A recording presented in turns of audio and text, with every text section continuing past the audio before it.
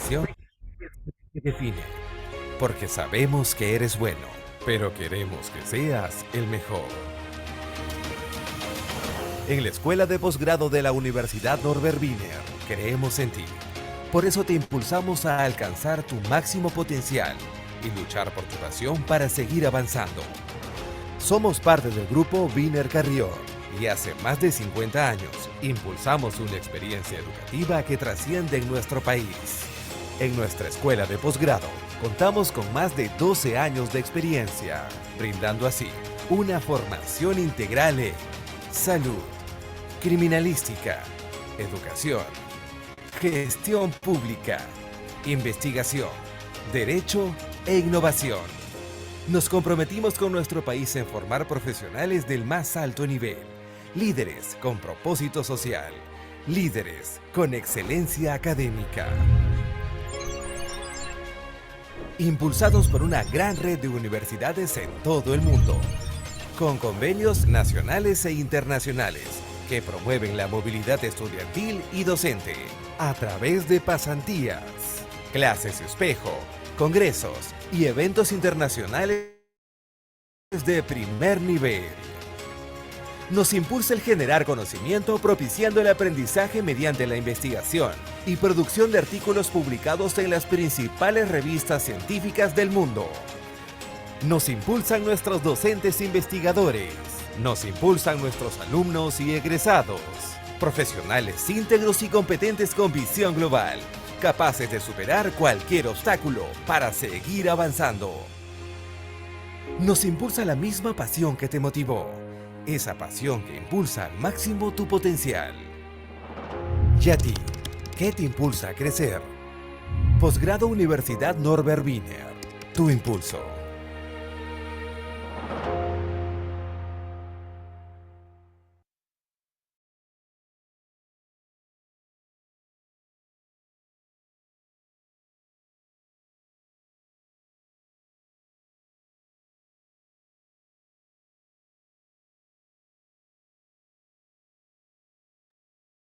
Estimados participantes, unos minutos e iniciamos. Iniciamos 7:15. Muchísimas gracias por la espera y por su paciencia.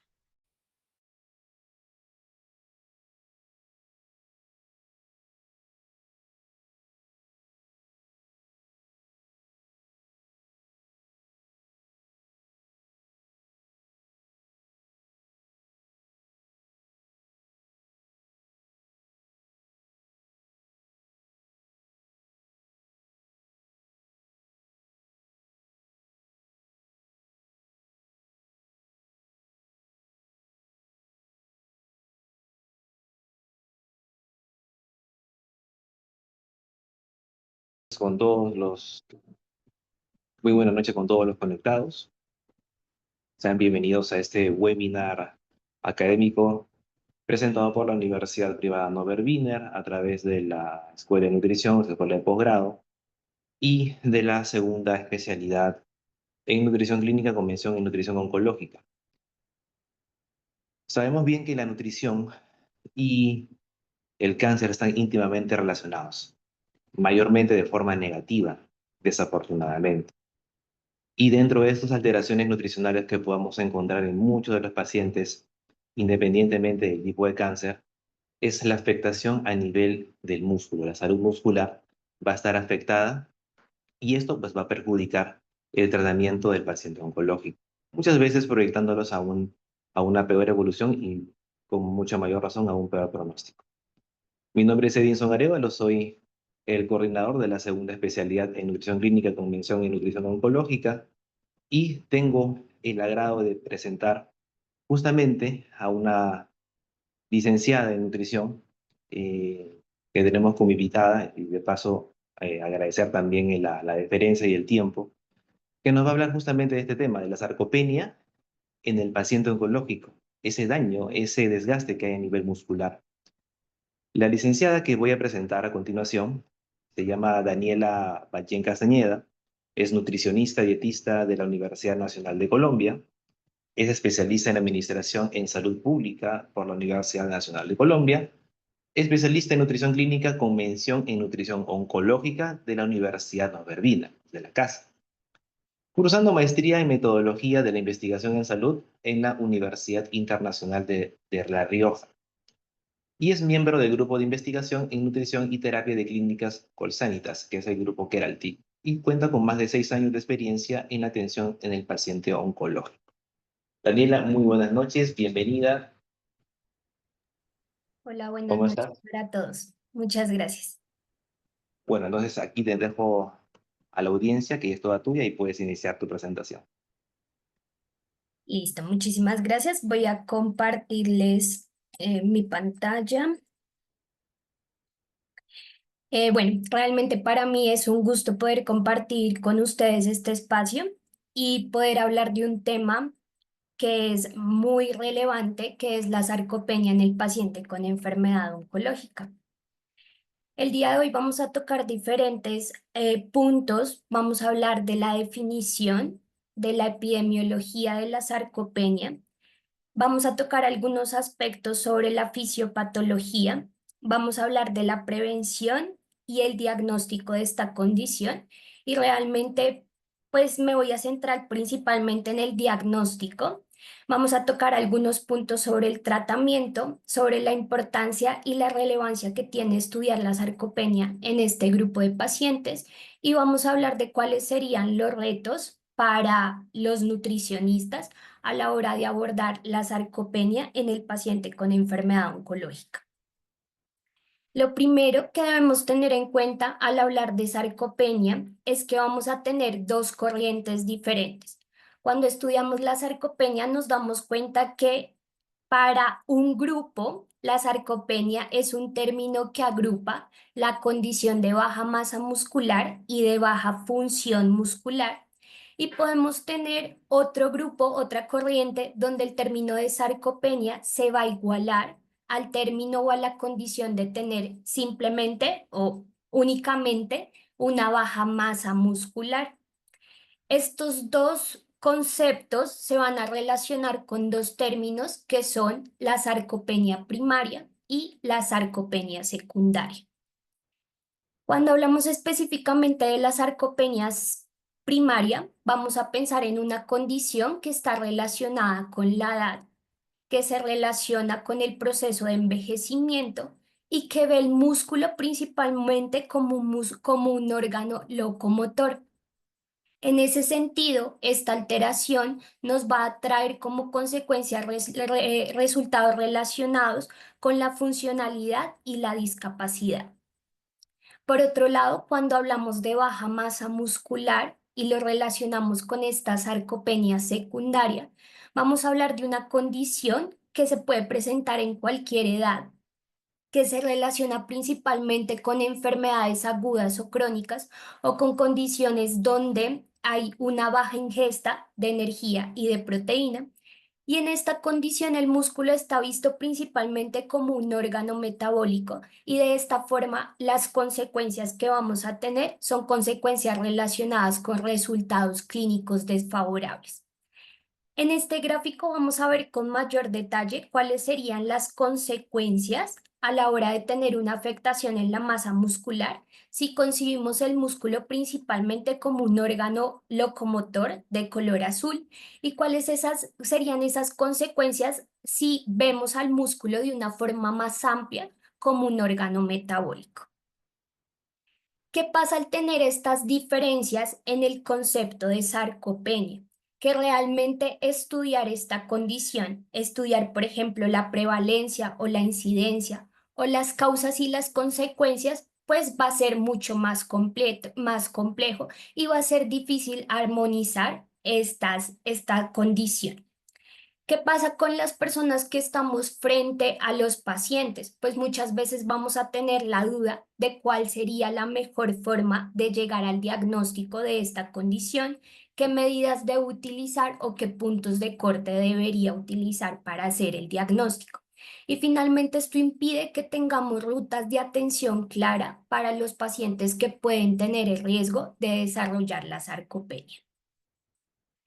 Al hablar del término de sarcopenia, vamos a hablar de un término que se desarrolla aproximadamente desde 1989 y aparece como una condición que se relaciona específicamente con el envejecimiento y que agrupa dos condiciones específicas: una baja masa muscular y una afectación en la funcionalidad. Para el año 2010 aparece la primera versión del Consenso Europeo para el Diagnóstico de Sarcopenia y en el año 2014 aparece la primera versión del Consenso Asiático. Estos dos consensos son los consensos más grandes que tenemos en la actualidad para el diagnóstico de sarcopenia. Estos dos consensos coinciden en considerar la sarcopenia como una condición donde hay una afectación en la masa muscular, la fuerza y la funcionalidad. Los dos consensos tienen su última versión en el año 2019. Recientemente aparece GLIS, que es la iniciativa para el estudio de la sarcopenia, y es una iniciativa que agrupó a diferentes expertos y a través de la metodología Delphi se definieron aspectos a considerar dentro de la definición conceptual de sarcopenia. Entonces, ¿qué nos dice GLIS? GLIS nos dice que cuando hablemos de sarcopenia, vamos a hablar de una enfermedad de la masa muscular. Es una enfermedad que va a aumentar con la edad. Es una enfermedad que su definición no va a depender de la edad del paciente o del entorno de atención o de la condición clínica del paciente, sino que vamos a tener una única definición. La definición no va a cambiar si estamos en un contexto de investigación o si estamos en el contexto de la práctica clínica. Y es una enfermedad que va a ser potencialmente reversible. Para la iniciativa de GLIS, la sarcopenia tiene tres componentes principales: la masa muscular y la fuerza, que son componentes que ya se venían trabajando desde el consenso asiático y el consenso europeo, pero GLIS llega a introducir un nuevo concepto como un tercer componente de la sarcopenia, y es la fuerza muscular específica, donde vamos a relacionar la fuerza muscular con el tamaño del músculo. Gliss nos dice que las consecuencias de la sarcopenia van a estar relacionadas con un mayor riesgo de deterioro en el rendimiento físico, mayores limitaciones en la movilidad. Nos habla de mayor riesgo de caídas, fracturas, hospitalizaciones, ingresos a unidades de cuidado geriátrico. Nos va a generar esta sarcopenia una incapacidad para desarrollar actividades básicas o instrumentales de la vida diaria, y claramente nos va a afectar la calidad de vida y nos va a impactar sobre mortalidad. Dentro de este consenso, dentro de esta iniciativa de GLIS, el grupo de expertos rechazó algunas afirmaciones y de esta forma el consenso nos indica que las características morfológicas del tejido muscular no se van a considerar dentro de la definición de sarcopenia. Para GLIS, la definición de sarcopenia no va a tener niveles de gravedad o de severidad, y este es otro cambio que vamos a tener con respecto a los consensos que manejamos en la actualidad. Y aspectos como es la potencia muscular y el rendimiento físico tampoco se van a considerar dentro de la definición conceptual de sarcopenia para GLIS. En este momento, como les contaba, GLIS nos brinda una definición conceptual que va a tener ciertos aspectos a considerar, pero estamos a la espera de que nos pueda brindar una definición operativa, es decir, que nos brinde, nos sugiera cuáles serían las mediciones, las técnicas que debemos utilizar para aproximarnos al diagnóstico de sarcopenia y cuáles serían los puntos de corte sugeridos.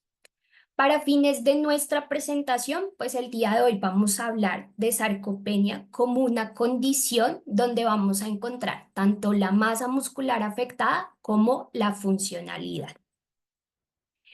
Si hablamos de epidemiología de la sarcopenia, pues al momento de tener estas diferencias en el concepto, eso hace que la prevalencia cambie, dependiendo, por ejemplo, de la clasificación que utilicemos y de la región donde se realice el estudio. Entonces, vemos en este gráfico la variación que puede tener la prevalencia según estas dos condiciones. Asimismo, la prevalencia de la sarcopenia puede variar según la edad, teniendo en cuenta que, nuevamente, como nace siendo un síndrome geriátrico, pues la mayoría de los estudios van a estar concentrados en la población adulta mayor. De esta forma, cuando hablamos de una prevalencia global de sarcopenia, podemos estar entre un 8 hasta un 36%. Específicamente, si hablamos de sarcopenia en los pacientes con enfermedad oncológica, pues vamos a tener una serie de factores que van a favorecer la aparición de estas alteraciones en la masa muscular. Digamos que de forma muy rápida, vamos a tener factores relacionados con la misma enfermedad y factores que se pueden relacionar también con los tratamientos oncológicos. Estos factores van a generar todo un entorno inflamatorio, que son unas condiciones que van a favorecer todos los procesos catabólicos, y estos procesos catabólicos pues van a superar el proceso anabólico que puede llegar a tener el paciente. Este y muchos otros aspectos, pero de forma rápida estos aspectos van a favorecer la aparición de sarcopenia en los pacientes con enfermedad oncológica. Cuando hablamos de masa muscular es necesario hablar desde la prevención, y acá tenemos un papel muy importante, porque es necesario generar intervenciones nutricionales tempranas y continuas que nos lleven a prevenir esa pérdida de masa muscular, o quizás a tratar de forma temprana la pérdida de masa muscular cuando ya esté presente en nuestros pacientes. Este gráfico es de la doctora Carla Prado y ella compara la pérdida de masa muscular con un incendio forestal. Así de rápida es la pérdida de masa muscular. Se asemeja a un incendio forestal. ¿Qué pasa con el proceso de recuperación? Que nos va a llevar muchísimo más tiempo generar un proceso de recuperación muscular. Ese proceso de recuperación muscular se va a asimilar como un proceso de reforestación. Es decir, que el paciente va a necesitar procesos muchísimo más largos para generar este proceso anabólico, que si nos concentramos en una etapa de prevención. Y aquí quisiera destacar algunos aspectos que podemos tener en cuenta en nuestra práctica clínica para prevenir la aparición de sarcopenia. Lo primero es que es muy importante generar un seguimiento continuo a nuestros pacientes con enfermedades crónicas, no únicamente pacientes con enfermedades oncológicas, sino con otro tipo de enfermedades crónicas que pueden favorecer la afectación de la condición muscular.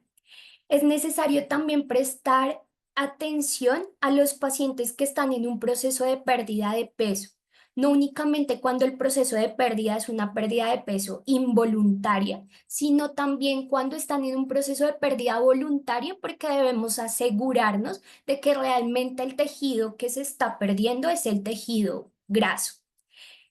Para hacer este seguimiento de forma efectiva, pues debemos hacer uso y contar con herramientas que nos permitan medir tanto la cantidad como la calidad de la masa muscular.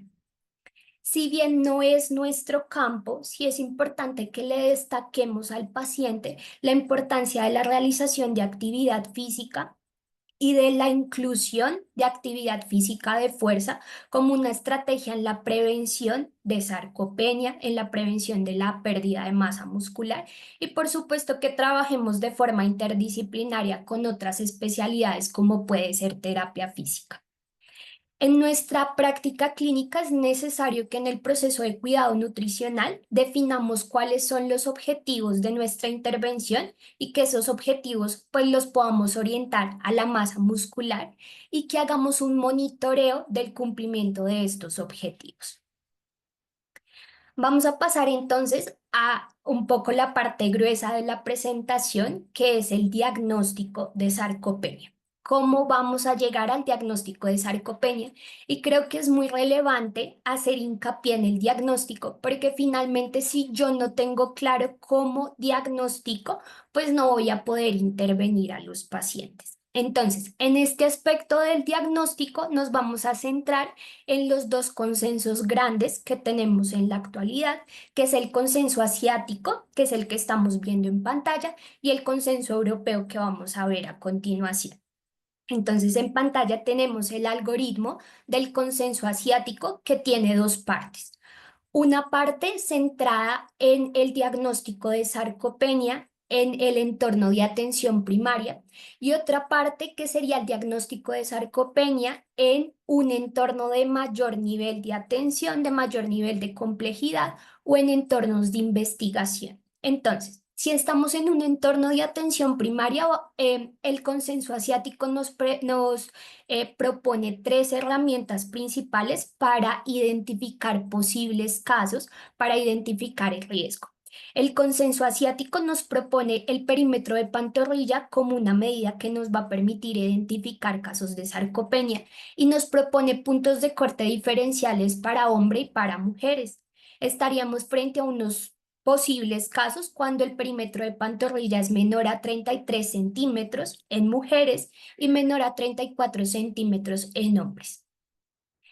Las otras dos herramientas que tenemos disponible para la identificación de riesgo son los cuestionarios tamización para sarcopenia, que es el cuestionario de SARC-F o SARC-CALF, que los vamos a ver un poco más adelante.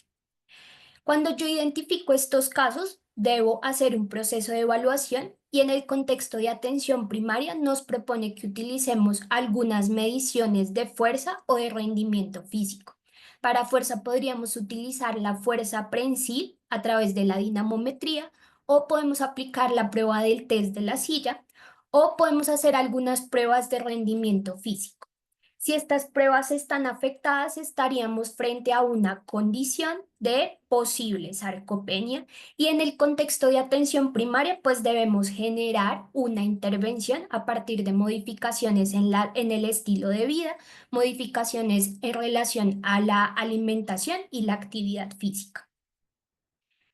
En el contexto de un nivel mayor de atención o en el contexto de investigación, el consenso asiático nos indica que podemos identificar el caso teniendo en cuenta algunos riesgos desde las condiciones clínicas. Entonces, por ejemplo, deterioro en la funcionalidad del paciente, pérdida de peso involuntaria, desnutrición podrían ser condiciones de riesgo para desarrollar sarcopenia. Enfermedades crónicas también podrían ser condiciones de riesgo y adicionalmente pues tenemos las tres herramientas que ya habíamos visto en el contexto de atención primaria. ¿Qué hacemos para llegar al diagnóstico?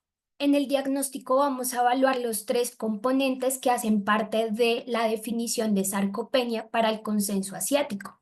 Es decir, vamos a evaluar la fuerza muscular, el rendimiento físico y la masa muscular, haciendo precisión en que vamos a evaluar la masa muscular esquelética apendicular para poder tener un diagnóstico confirmado de sarcopenia.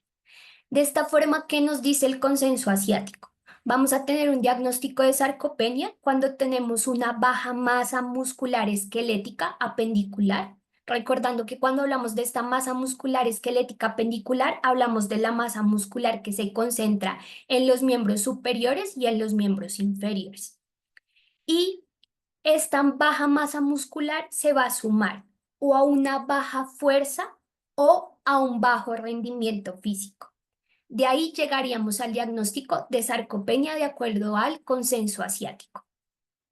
El consenso asiático nos habla de severidad y severidad se va a considerar cuando tenemos los tres criterios afectados: baja masa muscular, baja fuerza y bajo rendimiento físico. Cada consenso, como ustedes lo pueden ver en el algoritmo, pues nos brinda unos puntos de corte sugeridos y específicamente pues para la población a la que está destinada el consenso como tal. Este es el algoritmo del consenso europeo. Como ustedes se dan cuenta, pues este es un poco más sencillo y es más lineal. ¿Qué nos dice el consenso europeo? Nos dice también que podemos hacer una búsqueda de casos, podemos identificar casos en riesgo. Ellos nos proponen utilizar el cuestionario de SARC-F y podemos tener algunos aspectos desde la parte clínica que nos lleven a sospechar de que podemos tener sarcopenia. Si tenemos sospecha, lo que vamos a hacer es evaluar la fuerza. Ese es el aspecto, digamos, principal o inicial desde el consenso europeo, la fuerza muscular. La fuerza muscular la podríamos evaluar nuevamente con dinamometría o con el test de la silla. Si es normal, se considera una condición donde no hay sarcopenia y se considera que se debe evaluar más adelante. Si la fuerza muscular está afectada, tenemos una condición que sería probable sarcopenia y nuevamente desde el consenso europeo nos invitan a hacer intervenciones clínicas cuando ya hay una condición de probable sarcopenia.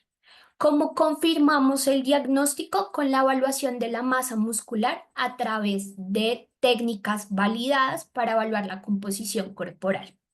Si tenemos una afectación en la cantidad de masa muscular, pues tenemos un diagnóstico confirmado de sarcopenia. ¿Cómo definimos una sarcopenia severa? Nuevamente con la evaluación de rendimiento físico. En pantalla vamos a ver entonces los cuestionarios. En pantalla vemos inicialmente el cuestionario SARC-F, que es un cuestionario que evalúa 5 componentes. Evalúa la fuerza, la necesidad de asistencia para caminar, la facilidad que tiene el paciente para levantarse de una silla, para subir escaleras y las caídas que ha tenido el paciente en el último año. Si ustedes se dan cuenta, y si pensamos nuevamente en cómo vemos el músculo, el cuestionario de SARC-F es un cuestionario que ve el músculo como un órgano locomotor principalmente. Esto desde concebir la sarcopenia como un síndrome geriátrico. Entonces, digamos que puede ser una limitación que tiene esta herramienta de tamización, porque si le aplico la herramienta a un paciente joven, puede que no me dé en riesgo. Hay una modificación que se hizo al cuestionario de SARC-F, que es el cuestionario SARC-CALF, que además de considerar los 5 aspectos que tenemos en el cuestionario inicial, incluye el perímetro de pantorrilla como un factor que va a ser determinante en la identificación del riesgo de sarcopenia. Entonces, con los puntos de corte de menor a 33 para mujeres y menor a 34 para hombres, perdón, pues me va a puntear también para riesgo de sarcopenia. En resumen, les decía que era la parte gruesa. En resumen, cuando hablamos de diagnóstico, ¿qué vamos a tener en cuenta? Primero, tenemos en curso la iniciativa GLIS. Hasta el momento contamos con una definición conceptual que nos indica que vamos a considerar 3 componentes: masa muscular, fuerza y fuerza específica. Ya nos indicaron que no se va a considerar el rendimiento físico dentro de esta definición y que no vamos a tener niveles de severidad. Actualmente, ¿cuáles serían los consensos que tenemos disponibles para hacer diagnóstico? El europeo y el asiático. Tienen algunas diferencias. En el europeo, el riesgo no lo sugieren evaluar con el cuestionario SARC-F, y la sarcopenia, el diagnóstico de sarcopenia va a estar dado por una baja fuerza y una baja masa muscular. El consenso asiático es un poco más, podemos decir, benevolente con la antropometría, y la antropometría va a estar incluida dentro de esos herramientas que podemos utilizar para identificar el riesgo de sarcopenia. Y además del SARC-F vamos a tener el SARC-CALF y el perímetro de pantorrilla como una medida independiente que nos va a indicar riesgo de sarcopenia. Para el consenso asiático, recuerden que el diagnóstico de sarcopenia va a estar dado por una baja masa muscular asociado a una baja fuerza o a un bajo rendimiento físico. ¿En qué coincide el consenso europeo y el consenso asiático? En los componentes de la sarcopenia. Para los dos son 3 componentes: masa muscular, fuerza y rendimiento físico, y los dos coinciden en tener una severidad y una condición de sarcopenia severa. Es importante que en nuestra práctica clínica pues podamos elegir de forma consciente qué técnica vamos a utilizar para la medición de la masa muscular. Y este gráfico también de la doctora Carla Prado nos muestra el rendimiento de las diferentes técnicas para la evaluación de la composición corporal. Entonces, en carita roja vamos a tener el rendimiento deficiente.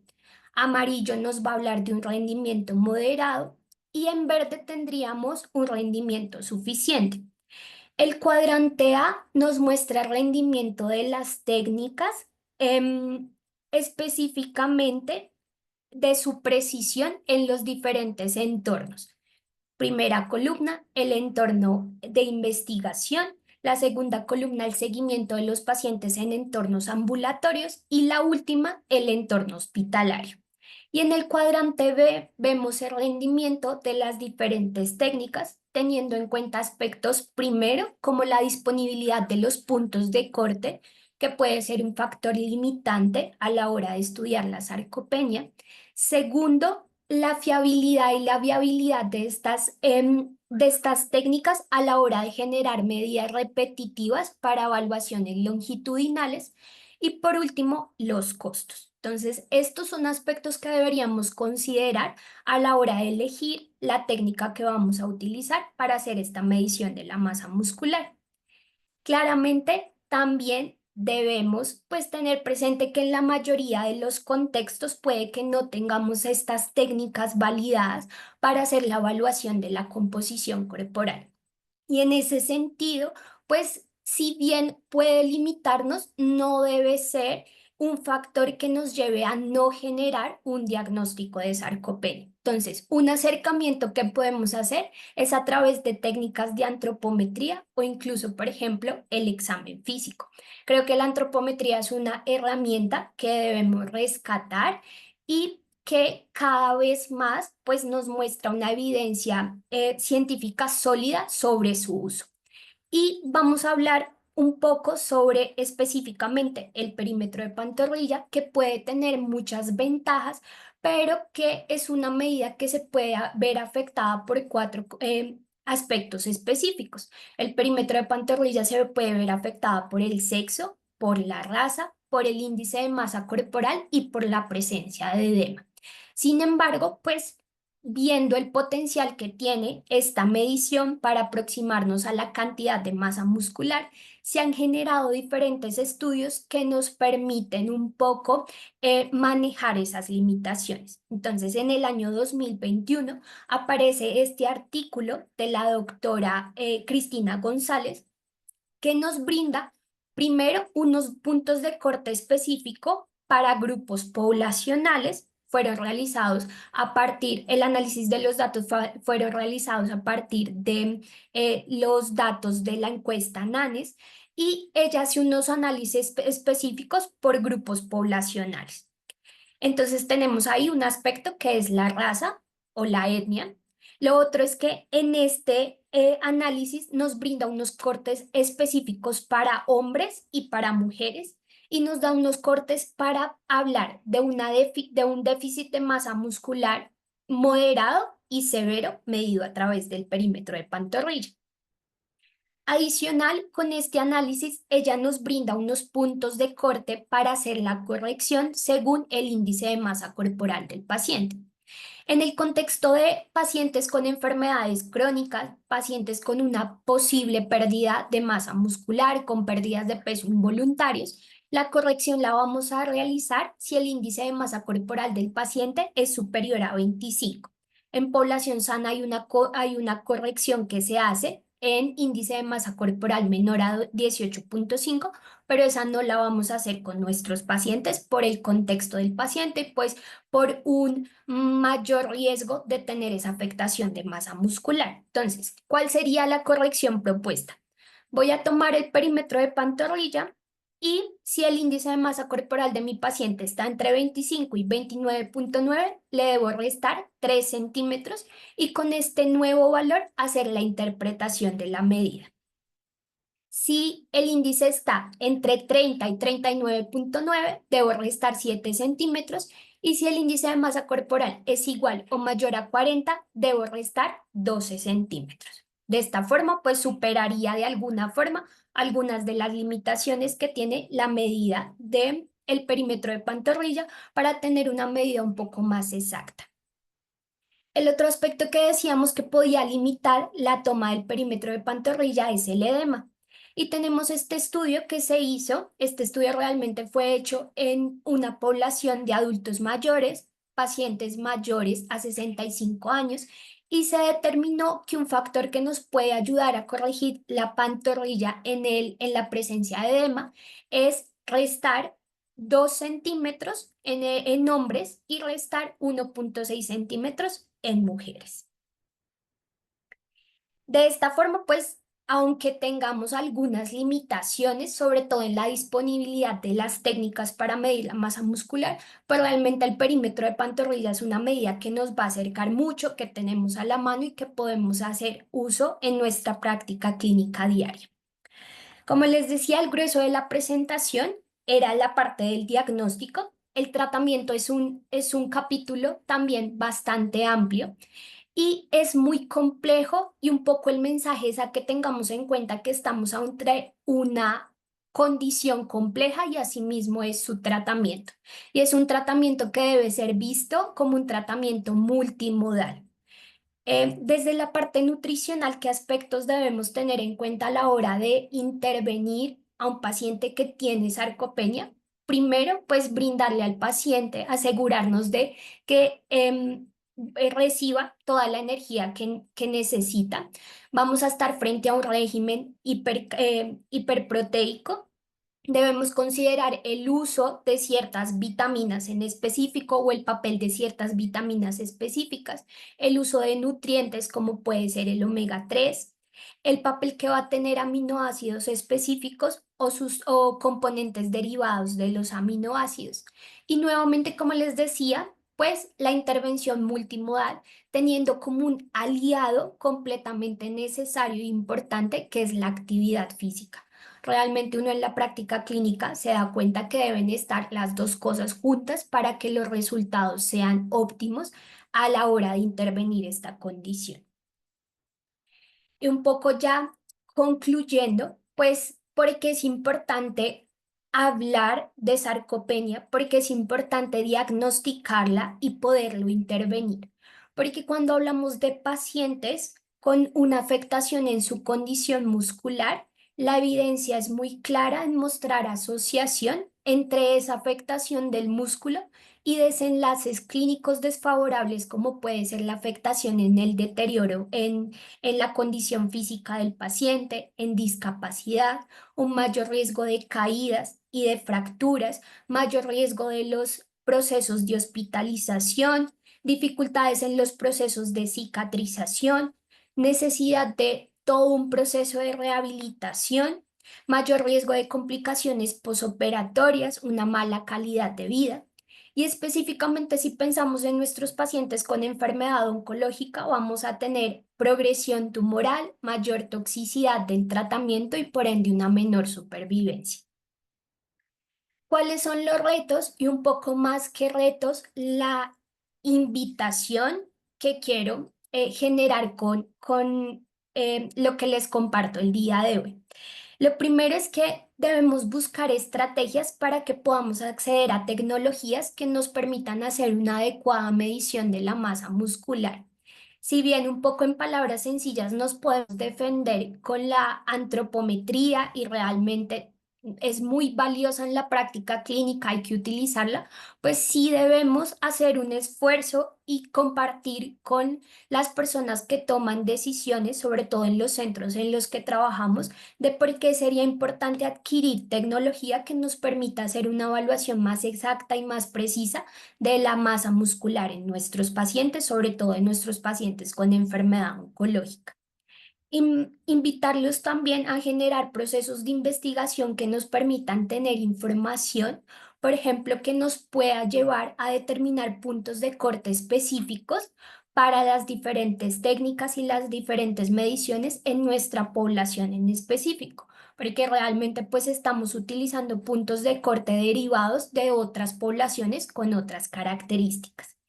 Si hablamos de antropometría y de mediciones como mediciones de fuerza, por ejemplo, la dinamometría, es importante que hagamos una evaluación juiciosa de qué instrumento vamos a utilizar. Por ejemplo, si vamos a utilizar la antropometría, tener en cuenta que la cinta métrica tiene que cumplir unas características para que esta medida sea precisa, sea exacta. En nuestros centros debemos generar protocolos que nos indique cómo vamos a tomar estas mediciones, claramente estos protocolos basados en evidencia científica, y estandarizarnos como grupo, que no se generen un poco discrepancias dependiendo de la persona, el examinador, porque pues esto ya es una limitante en la antropometría, por ejemplo. Entonces es importante que estandaricemos y protocolicemos cómo vamos a tomar estas mediciones. A la hora de pensar en intervenir, es un trabajo en equipo.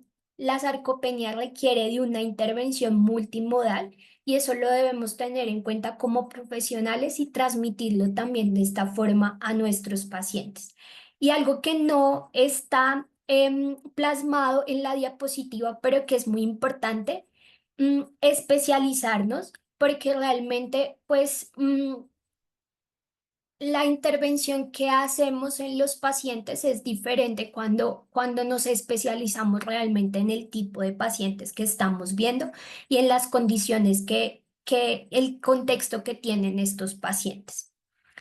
Aprovecho un poco este espacio para compartir con ustedes algunos de los resultados de este estudio que se generó en el centro donde yo trabajo, un estudio en el que tuve la oportunidad de participar y donde se evaluó ciertos aspectos relacionados con la sarcopenia. Siendo muy juiciosos desde la parte técnica, no hablamos de un diagnóstico confirmado de sarcopenia porque no utilizamos técnicas para la evaluación de la composición corporal, sino que nos basamos en el perímetro de pantorrilla y la medida de la fuerza prensil. Entonces ustedes ven en pantalla cómo a través de los puntos de corte propuestos por el consenso asiático encontramos que en la población estudiada la prevalencia de riesgo de sarcopenia, utilizando los puntos de corte de 34 centímetros para hombre y 33 centímetros para mujeres, fue de un 42%. La prevalencia de baja fuerza prensil con los puntos de corte del consenso asiático fue de 38% y los pacientes que tenían estas dos condiciones juntas, una pantorrilla afectada y una fuerza prensil afectada, fueron el 25%. Al utilizar los puntos de corte propuestos por el consenso europeo, la prevalencia de baja fuerza prensil fue de 28%. Todas estas mediciones con sus diferentes puntos de corte según el consenso se relacionó con una mayor mortalidad.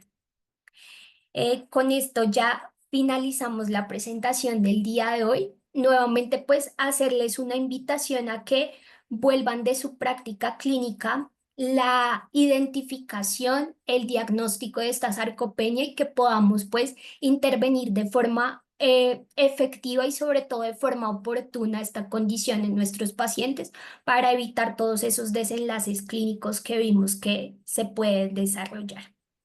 Muchísimas gracias.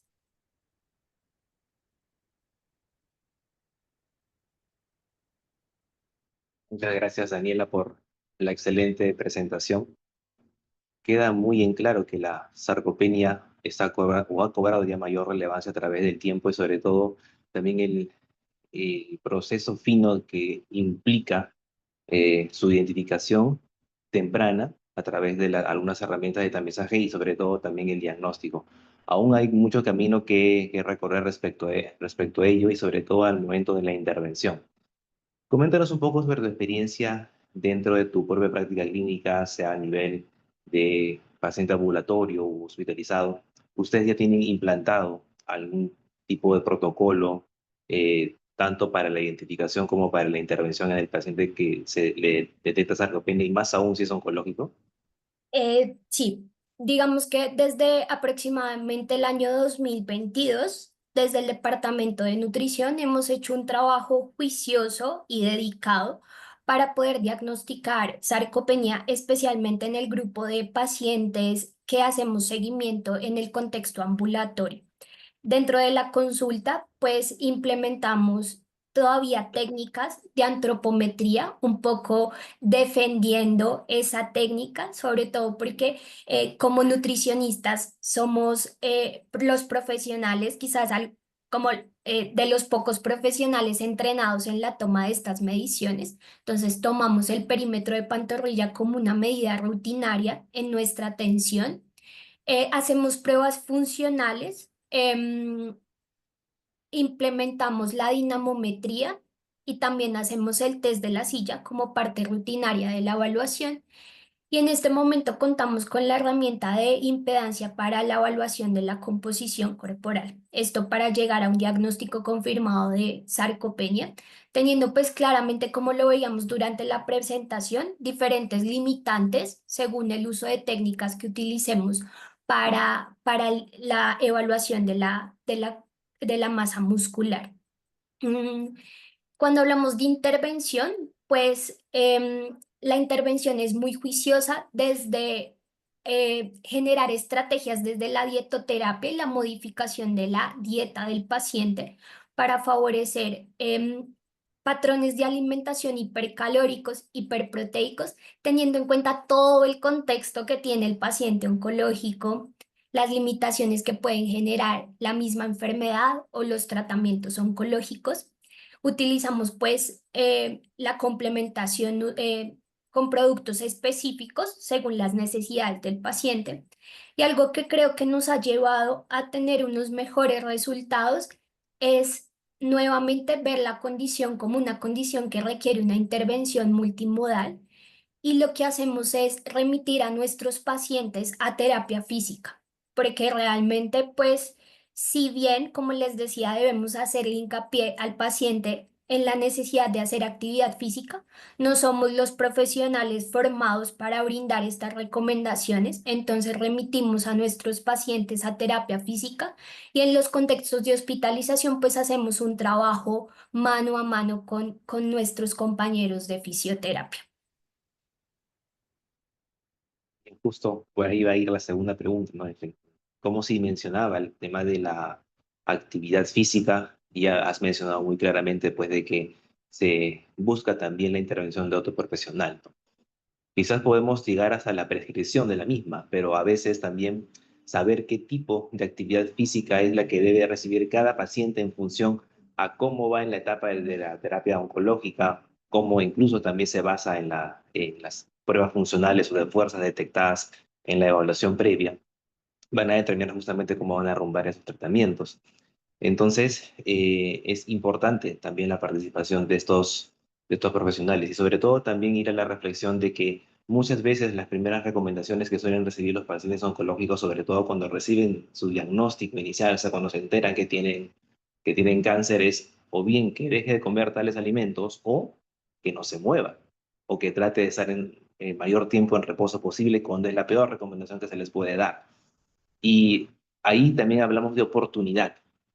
Entonces, si hablamos de oportunidad de poder detectar y también intervenir, ¿cuál es esa experiencia que tienes en función a lo que tú has podido atender o el grupo con quien tú trabajas, que ha trabajado con este tipo de pacientes, eh, digamos, los han cogido o los han detectado ya en las primeras etapas del cáncer? ¿Qué diferencia encuentras respecto a aquellos pacientes que tienen una detección un poco más tardía?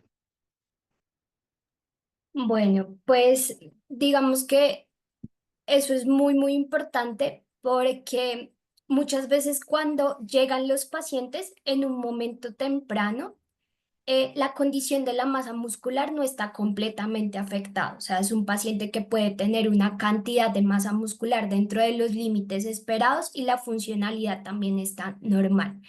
Em, el paciente también va a estar en una condición o en una etapa del proceso donde podemos generar incluso un proceso de recuperación. No es lo más frecuente, pero se puede dar. Por ejemplo, digamos que en el centro donde yo trabajo se intenta recibir al paciente y vincularlo a la consulta de nutrición en el momento del diagnóstico. Entonces, nosotros podemos tener una franja de tiempo entre el diagnóstico y el inicio del tratamiento oncológico para generar un proceso un poco de recuperación y sobre todo de estancar ese proceso acelerado que viene. Un poco también es educar al paciente en la importancia de estos dos aspectos, de la alimentación y la actividad física como claves en todo su proceso oncológico. Entonces, pues realmente encontrarnos con el paciente en una etapa temprana del proceso es muy, muy relevante. Realmente los objetivos incluso pueden llegar a ser diferentes. En los pacientes que los encontramos ya en etapas muy avanzadas, hablarle al paciente de recuperación incluso es quizás algo imposible. Entonces, pues sí es importante generar estos mecanismos para encontrarnos con el paciente en un punto más oportuno. Claro, todo depende del flujo de atención, ¿no? Bien, tenemos también preguntas de nuestros participantes. Agradecemos la asistencia y sobre todo toda la atención enfocada en la presentación de Daniela. Eh, Hacen referencia sobre si el método de la valoración por circunferencia de pantorrilla ha tenido, digamos, correlación o qué tan fuerte es la correlación versus a un método que es un poquito más complejo como la bioimpedancia. ¿Has encontrado algún tipo de relación? ¿Qué tan cercano es en cuanto a confiabilidad? Bueno, para esta pregunta podría hablarles desde la evidencia científica y desde la experiencia. Entonces, desde la evidencia científica, pues sí hay estudios que realmente relacionan el perímetro de pantorrilla con específicamente la masa muscular esquelética pendicular, que sería el factor que vamos a tener como factor confirmatorio de nuestro diagnóstico de sarcopenia. Sí hay evidencia utilizando el método de DEXA o de bioimpedancia. Si hay correlación entre las dos mediciones. El año pasado se realizó una revisión sistemática sobre la asociación que puede tener los cambios en la circunferencia de pantorrilla con los cambios en la condición muscular, en la cantidad de masa muscular medida a través de otras técnicas. Es decir, teniendo en cuenta esta medida como una medida de evaluación longitudinal. Ahí los resultados todavía no son muy concluyentes. Realmente no se puede concluir con esos estudios analizados que la circunferencia de pantorrilla sea una técnica que nos pueda mostrar un poco la evolución o los cambios en esa composición corporal y en la condición del músculo. Desde la experiencia clínica, y quisiera mostrárselos más adelante con datos, pero desde la práctica clínica yo les contaba que nosotros hacemos perímetro de pantorrilla y técnica de bioimpedancia. Y realmente los cambios que uno ve, es decir, si yo tomo el perímetro de pantorrilla y lo comparo con el que tengo del control previo y el perímetro aumenta, lo más probable es que yo encuentre ese cambio también en la bioimpedancia, aumento de masa muscular. Si yo tomo el perímetro de pantorrilla y disminuye, lo más probable es que encuentre pérdida de masa muscular en bioimpedancia.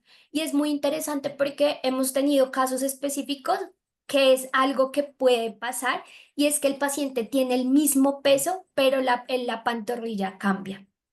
Y pues ahí no se está dando cuenta de un cambio en composición corporal, pues un cambio en este caso desfavorable cuando hay pérdida de masa muscular. Como les digo, desde la evidencia científica, la revisión sistemática todavía no muestra resultados concluyentes, pero puedo asegurar que el perímetro de pantorrilla tiene bastante potencial en relacionarse con técnicas validadas de composición corporal. Evidentemente, ¿no? Y esto aplicaría un poco, quizás respondiendo a la pregunta de otra de las asistentes, que también aplica tanto para el paciente adulto mayor como para el paciente que se encuentra inmovilizado. En el tema de la bioimpedancia, bueno, puede haber quizás algunas limitantes, pero Creo que también hay una variante en la valoración del perímetro de pantorrilla cuando el paciente está encamado. La técnica normal es que el paciente esté sentado, ¿no? Con las piernas en 90 grados, pero ya cuando estamos hablando de un paciente que está en cama, igual se trata de buscar esa posición de los 90 grados para hacer la medición más correcta. Entonces, todo eso parte también de protocolos. Y ya para cerrar, Daniela, yo creo que esta es una pregunta más personal en el sentido de qué diferencia tú has sentido en lo profesional y personal el haber pasado o el haberte formado como especialista en nutrición clínica. ¿Qué diferencia has sentido en tu práctica clínica, en cómo has abordado a tus pacientes? Ya tienes un tiempo como egresada y ya como estudiante o ex estudiante de esta universidad. ¿Cómo has sentido esa evolución en tu caso?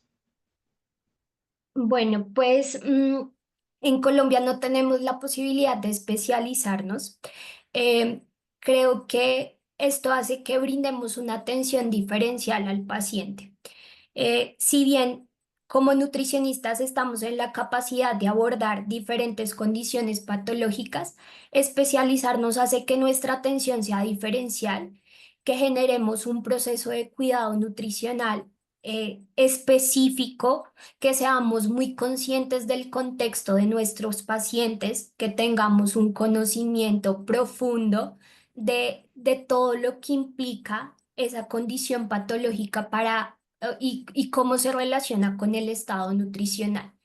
Creo que le brinda a uno una visión completamente diferente de la práctica clínica y le permite, creo que, digamos que te diría que el mayor beneficio se lo llevan los pacientes porque podemos brindar una mejor atención sin desconocer claramente las capacidades que tenemos como nutricionistas, como licenciados o nutricionistas acá en Colombia, pero especializarnos pues realmente hace la diferencia desde la atención y la comprensión de la condición de nuestro paciente. Si es, ¿no? Dando, digamos, oyendo de la mano con el eje del proceso de atención nutricional, que es justamente el paciente, la relación que tenemos como profesional con el paciente. Muy bien, Daniela. Muy agradecido. Ha sido un honor, un placer, un privilegio tenerte aquí en este espacio académico de aprendizaje. Esperamos también a la audiencia que ha estado conectada tanto directamente en el Zoom como por Facebook, que hayan podido nutrirse de conocimiento con base a esta información tan valiosa que hemos recibido el día de hoy. Esperemos que no sea la única vez que nos puedas acompañar en estos espacios. Esperemos que también haya más oportunidades en las cuales también nos puedan compartir. Es más, lo que ya están ustedes, bueno, han comenzado a investigar, pues evidentemente va a traer sus frutos y quizás también vamos a tener la oportunidad de que nos puedas compartir esa información. Muchísimas gracias por este espacio. Muy bien, muchas gracias, Daniela. Hasta otra oportunidad. Gracias.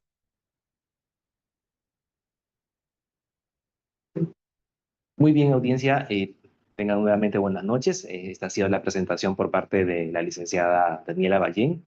Para los que quizás han conectado a la mitad de la presentación, también es una colega de Colombia y que nos ha dado el espacio para podernos compartir una información muy valiosa.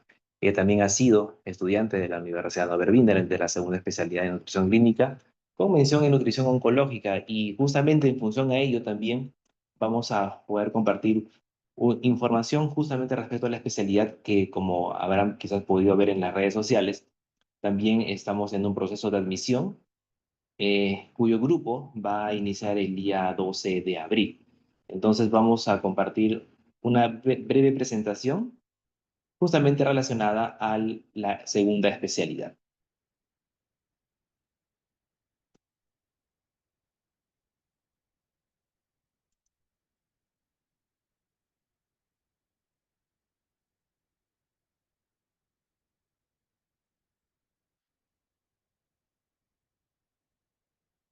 ¿Me confirman, por favor, si se llega a ver la pantalla? Creo que sí, ¿verdad?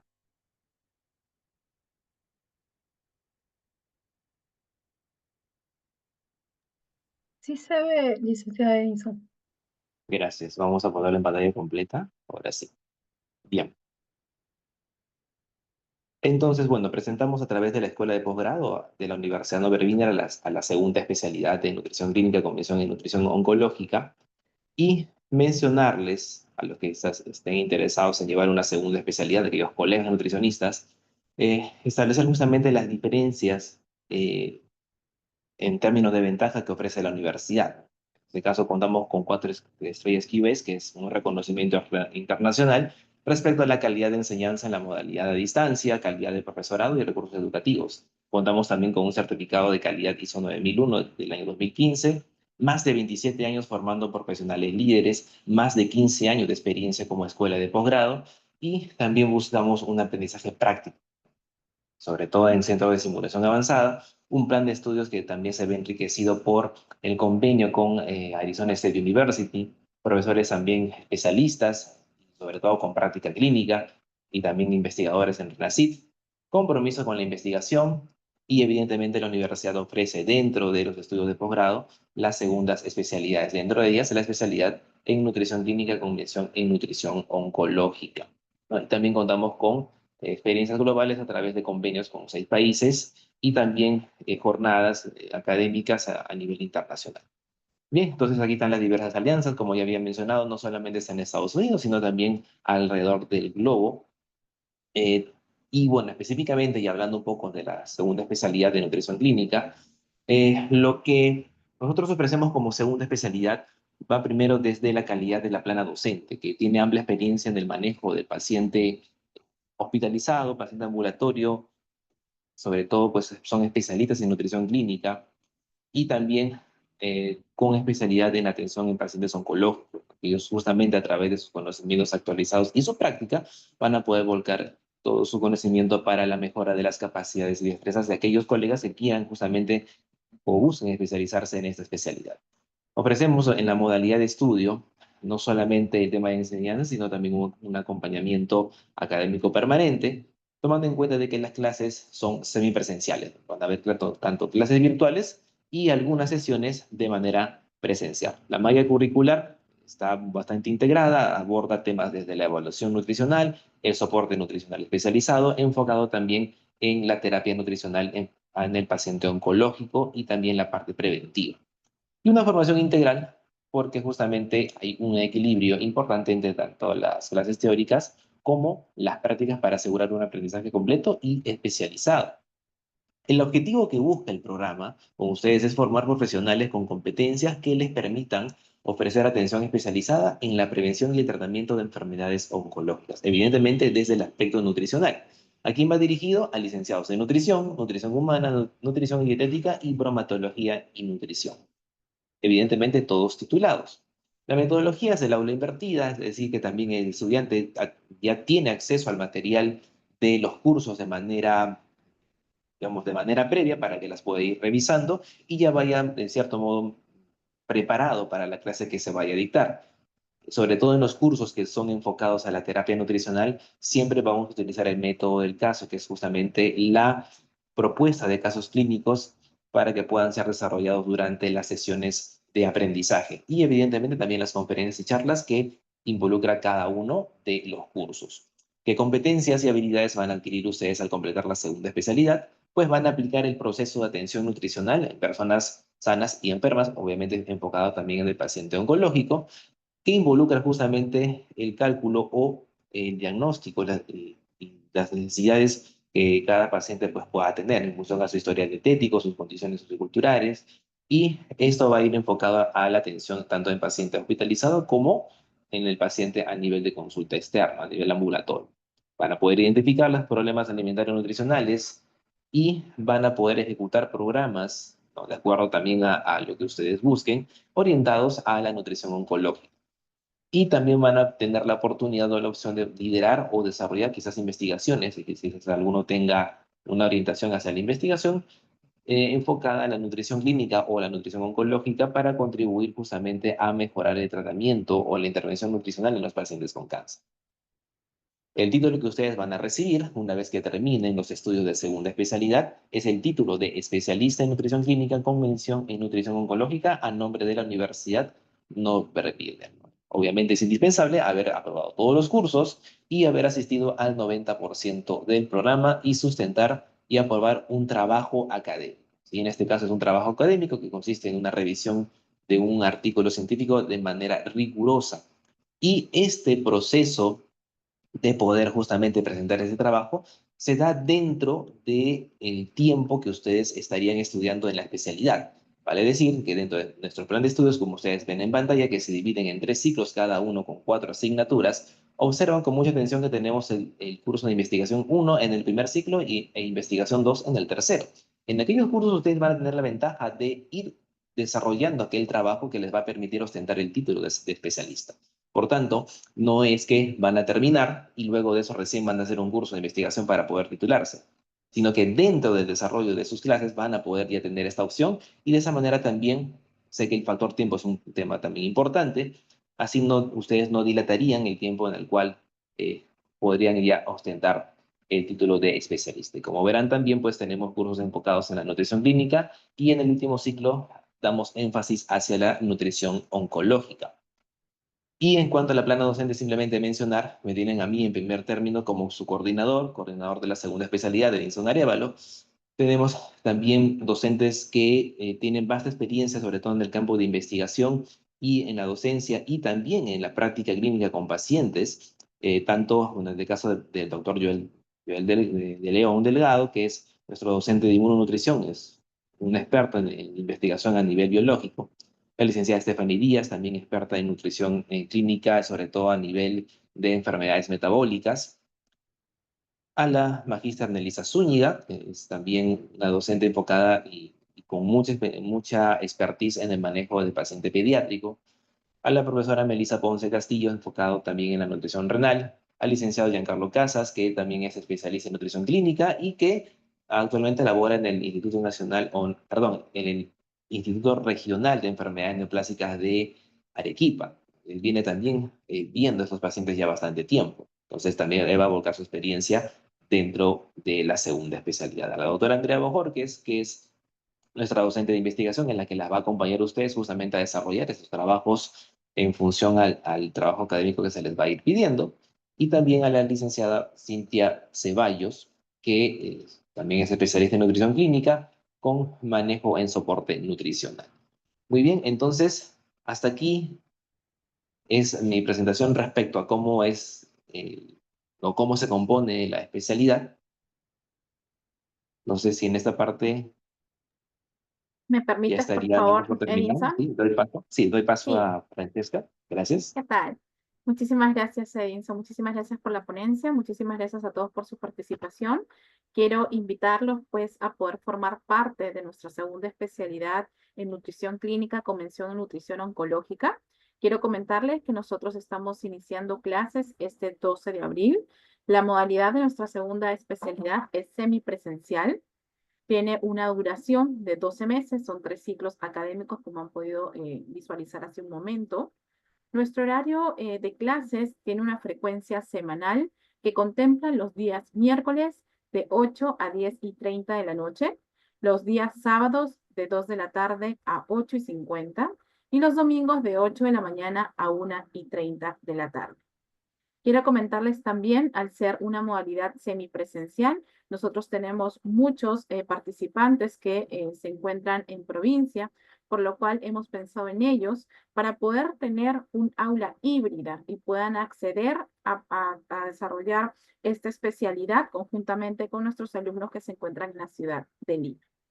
En cuanto a siendo una modalidad semipresencial, quiero comentarles que el primer ciclo nosotros nos mantenemos 100% a distancia, tanto nuestros alumnos que se encuentran en Lima como en provincia. De igual forma, a partir del segundo ciclo, utilizaremos un aula híbrida, ya que vamos nosotros a tener clases prácticas. Tenemos cursos que tienen un componente práctico presencial y las clases se van a llevar a cabo en nuestra escuela de posgrado en un aula, ¿sí? Donde se verán casos clínicos, seminarios, talleres. De igual forma, en el tercer ciclo, para nuestros alumnos también que se encuentran en Lima, hay un componente de manera presencial para poder desarrollar también el tema de las prácticas, ¿sí? De igual forma, mientras nuestros alumnos que se encuentran en aula nuestros alumnos de provincia están invitados a poder participar también, si pueden venir a Lima a participar de estas actividades presenciales, podrán hacerlo también a distancia, con clases en vivo, es decir, que se van a desarrollar. Vamos a tener una cámara en esta aula híbrida, mientras nuestros alumnos están desarrollando la clase presencial, de Lima, perdón, nuestros alumnos de provincia los podrán visualizar y llevar al mismo tiempo, pues, las clases y realizar las consultas en línea. Todas nuestras clases son sincrónicas, es decir, con un docente en vivo. Igual estas clases quedan grabadas para posteriores consultas. De igual forma, quiero comentarles que nosotros ya contamos con un cronograma específico para el primer ciclo, el cual, si usted me solicita la información y la cual he estado compartiendo, usted podrá revisar el horario y también las fechas específicas en las cuales tendrá las clases, ya que, si bien, como comentó nuestro magíster y coordinador Edinson Arévalo, contamos con un curso de investigación. Y este curso sí tiene la particularidad que las clases son los martes y jueves. Es el único curso que ahí sí un poquito variamos el día de la clase, ¿no? Está iniciando, en verdad, se desarrolla todo el mes de junio y es un curso que se lleva a cabo los martes y jueves. Asimismo, de haber tomado la opción de poder participar de la presente segunda especialidad, los requisitos que nosotros solicitamos es una copia simple de su DNI por ambos lados o carnet de extranjería, de ser el caso, su título profesional de nutrición registrado ante SUNEDU, debe encontrarse, como sabrá, para llevar la segunda especialidad colegiado. De igual forma, también nosotros solicitamos su habilidad del colegio profesional, una solicitud de admisión, formato que nosotros le proporcionamos, en este caso yo, cuando haya tomado la decisión en participar. La constancia de pago, que es el derecho de admisión, es el primer pago a realizar para poder pasar su entrevista profesional. Es una entrevista a cargo de nuestro coordinador Edinson Arévalo. Es para saber un poquito más sobre su perfil profesional. Asimismo, también una fotografía, tamaño carnet o pasaporte, y una ficha de entrevista, que esta será entregada posterior a su proceso de admisión por nuestro docente. Siguiente, por favor.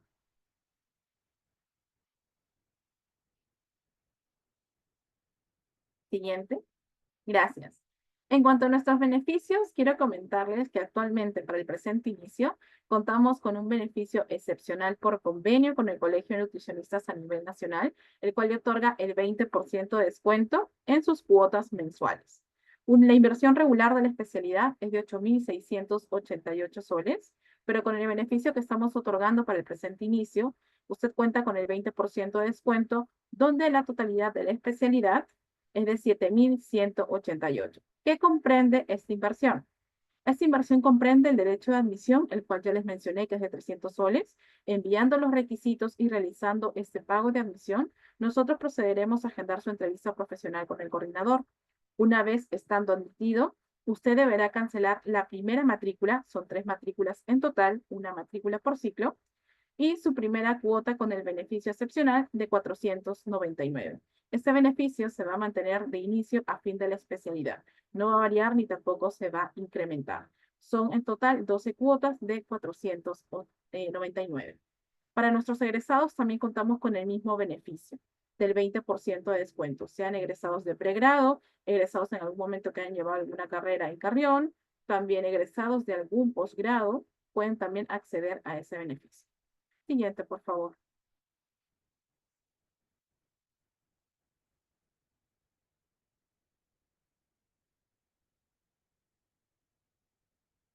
Siguiente. Perfecto. Y aquí, bueno, vienen las preguntas. Queremos conocer un poquito más si tienen alguna duda de toda la información brindada. Asimismo, si por ahí ha quedado alguna duda de nuestra exposición para poder ser absuelta. Agradecemos poder escribirla a través del chat para poder retransmitirla o leerla.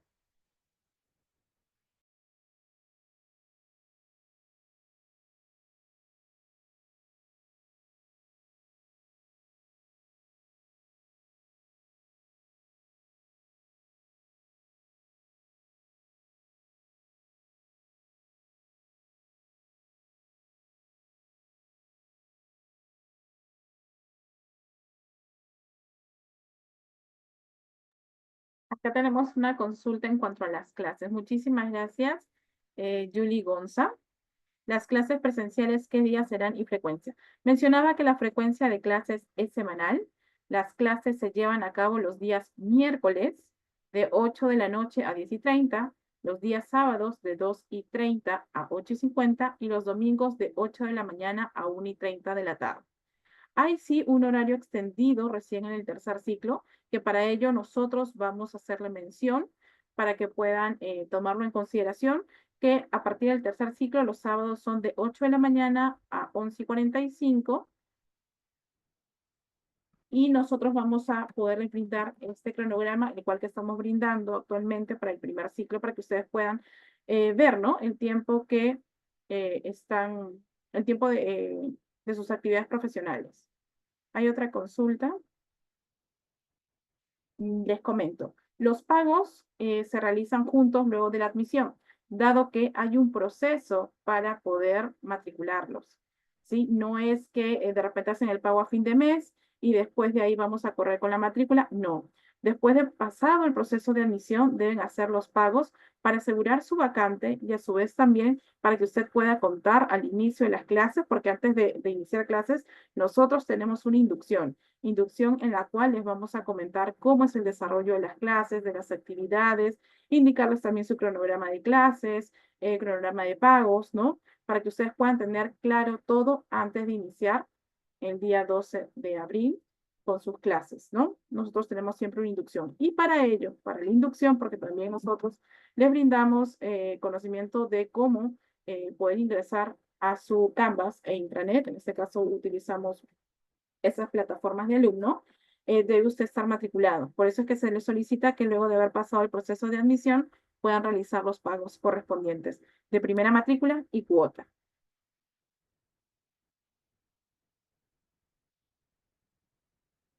En cuanto a las prácticas, señor Steven Maquera, nosotros realizamos prácticas, pero no es que vamos a ir a un hospital. Son prácticas en el sentido tal que ustedes van a desarrollar casos clínicos, es bastante casuística lo que se ve aquí, seminarios o talleres, y todo ello va a ser de manera presencial.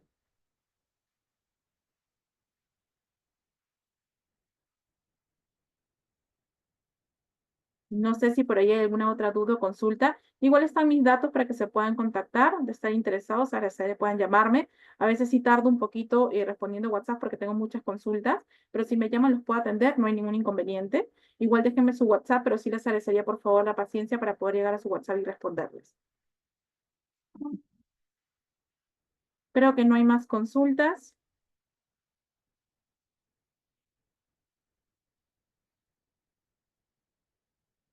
Esos son mis datos y agradezco una vez más la participación de todos. Buenas noches.